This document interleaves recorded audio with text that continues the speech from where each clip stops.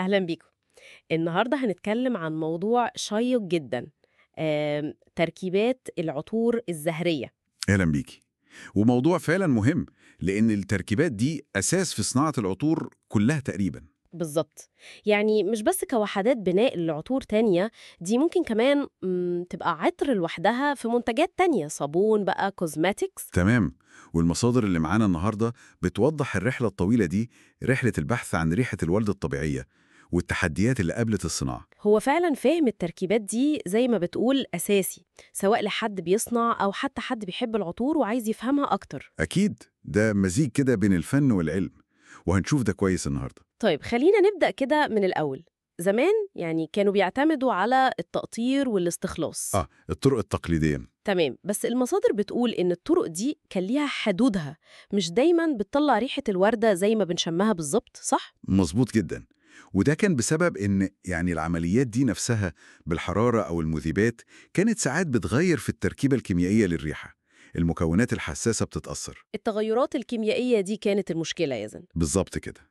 بس النقلة الحقيقية بقى، زي ما المصادر بتوضح، جت مع تطور التكنولوجيا، تحديداً كروماتوجرافيا الغاز. الجاس كروماتوجرافي، وهنا بالذات تقنية الهيد سبيس جي سي، صح؟ دي شكلها نقطة تحول مهمة قوي. ممكن تشرح لنا أكتر عنها؟ أكيد. الهيد سبيس جي سي دي، بصي عبقريتها في إنها بتحلل الهواء اللي حوالين الوردة نفسها. الهواء؟ إزاي يعني؟ يعني وهي لسه في مكانها، لسه حية متوصلة بالنبات. التقنية دي بتاخد عينة من الهواء ده، الهالة العطرية بتاعتها، وتحللها. ياه، يعني بنلقط الريحة وهي طايرة منها كده؟ بالظبط.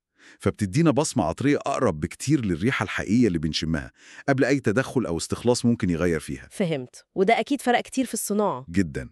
شركات كتير دلوقتي بتستخدم الداتا دي كأنها خريطة طريق، عشان تعمل تركيبات تحاكي الطبيعة بشكل أدق. طيب ده ممكن يخلي حد يفكر إن الموضوع بقى علمي بحت، تحليل ومحاكاة وخلاص. هو ده جزء مهم، بس مش كل حاجة. المصادر بتأكد إن في حتة إبداع كبير عند صانع العطور. يعني مش مجرد نسخ؟ لا طبعا. التكنولوجيا بتدي أدوات وفهم، لكن الإبداع بيظهر في الاستخدام. صانع العطو ممكن ياخد مادة صناعية ريحتها يمكن شبه جانب معين في الوردة، حتى لو المادة دي أصلا مش موجودة في الزيت الطبيعي بتاعها. يعني الهدف مش دايما النسخ الحرفي؟ ممكن يكون الهدف ابتكار ريحة حلوة ومؤثرة في حد ذاتها، والتركيبة الصناعية دي بقت أساسية جدا في ده. وهنا بقى تيجي أهمية التوازن واختيار المواد. النقطة دي عجبتني قوي في المصادر.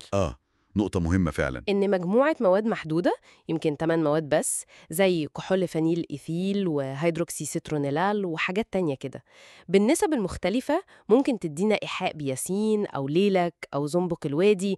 إزاي ده بيحصل؟ بصي، إدراكنا للريحة بيعتمد بشكل كبير جدا على النسب. يعني لو غيرتي نسبة مكون واحد بس، ده ممكن يبرز جوانب ويخفي جوانب تانية خالص. زي اللعب بالألوان كده. ممكن نقول كده. يعني ممكن زيادة نسبة مادة ليها طابع فاكهي شوية تحول التركيبة ناحية الياسمين.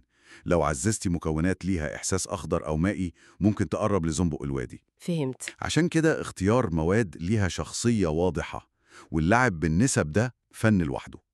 لو استخدمنا مواد عامة قوي، النتيجة هتبقى مجرد ريحة ورد وخلاص، مش مميزة. وده يمكن يفسر ليه مصادر بتنصح بالبساطة في الهيكل الأساسي للتركيبة، يعني مش كتر المواد هو اللي بيعمل التعقيد الحلو. بالظبط كده. التركيبات الناجحة بالذات اللي في قلب العطر غالبا بتكون مركزة وبسيطة في عدد مكوناتها الأساسية، يمكن أقل من 15 مادة. ليه البساطة دي مهمة؟ عشان تحافظ على وضوح شخصية التركيبة، تخلي تأثيرها أقوى. التعقيد الزايد ساعات بيعمل تشويش، زي ضباب كده، الريحة ما بتبقاش واضحة ومميزة. ممكن ياخد أمثلة سريعة؟ المصادر ذكرت الورد والياسمين. أكيد. تركيبة الورد مثلا بتعتمد كتير على كحول فانيل إيثيل، ده اللي بيدي الإحساس الناعم البودري ده. ومعاه كحولات الورد التانية زي الساترونيلول والزيرانيول، بتضيف بقى الفريش والحاجات دي. والياسمين؟ الياسمين تلاقي أسيتات البنزيل، ليها دور مهم بلمستها الفكاهية اللي بتخطف دي. والهايديون طبعا اللي بيدي الإشراقة والهوائية دي. دي مجرد أمثلة للمكونات الأساسية، العمود الفقاري يعني. تمام. وإزاي بقى التركيبات دي بتدخل في بناء العطر الكامل؟ هنا بقى بتيجي فكرة الطبقات. صانع العطور ممكن يبني العطر على مراحل. يبدأ بهيكل بسيط، يمكن بمادة زهرية واحدة أساسية. زي كحول فينيل أفل مثلا؟ ممكن.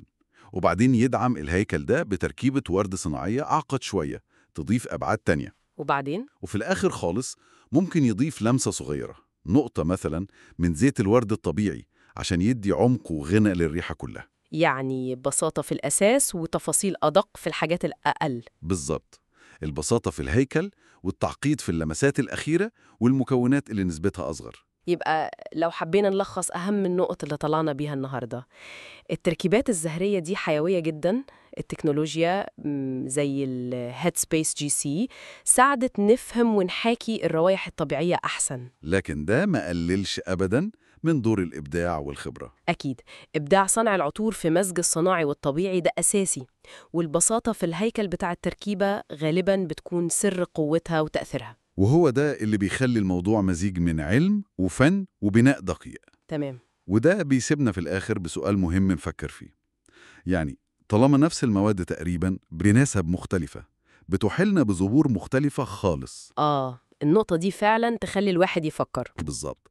فيا ترى إدراكنا لريحة ياسمين أو ورد في عطر معين قد إيه منه فعلا انعكاس مباشر للزهرة، وقد إيه منه نتيجة تلاعب ذكي بالتركيبات دي عشان يخلق وهم شمي عبقري؟ سؤال حلو قوي، بيخلينا نفكر في العلاقة دي بين الطبيعة والإبداع البشري في عالم العطور. فعلا علاقة متشابكة ومعقدة وجميلة في نفس الوقت.